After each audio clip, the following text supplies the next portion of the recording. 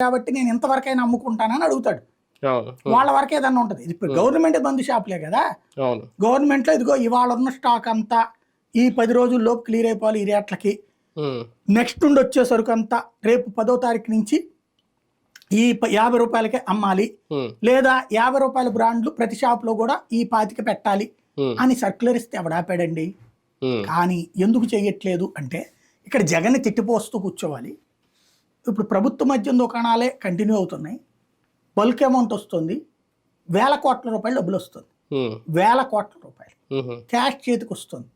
ఇప్పుడు దీన్ని వదులుకుంటే దీనికి ఫాలో అప్ ఇన్కమ్ ఎక్కడ ఉంది? ఇప్పుడు అసలే ఆర్థిక ఇబ్బందుల్లో ఉంది ప్రభుత్వం కాబట్టి ఇప్పుడు దాన్ని తగ్గించితే ఆదాయం పడిపోతుంది. ఇంకా వేరే ఆదాయం ఇప్పటికిప్పుడు ఏం పుట్టుకొస్తుంది? ఇసుక ఆదాయం వీళ్ళే వదిలేసుకున్నారు. ఎప్పుడైనా సరే క్రైసిస్ లో ఉన్నప్పుడు ఏం చేయాలా? ఆదాయ వనరులు. జగన్ ఏం చేశాడు? ఆదాయ వనరులు సృష్టించుకున్నాడు. మద్యం మీద 25,000 కోట్లు, ఇసుక మీద ఒక 750 కోట్లు, ఇట్లాగా రకరకాల ఆదాయ వనరులు సృష్టించుకున్నాడు. దానివల్ల రాష్ట్రానికి ఆదాయం వచ్చింది. వీళ్ళు ఈ ఆదాయంలో ఇసుక వదులుకున్నారు.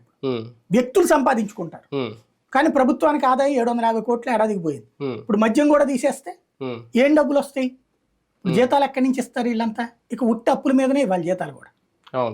కాబట్టి తెలివిగా లేట్ చేస్తున్నారు.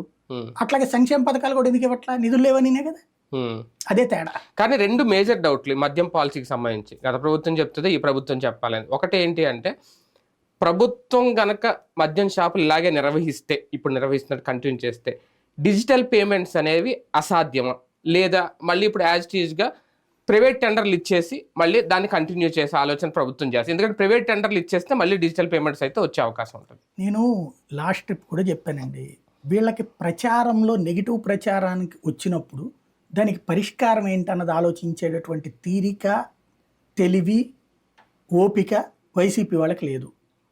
అదే వాళ్ళని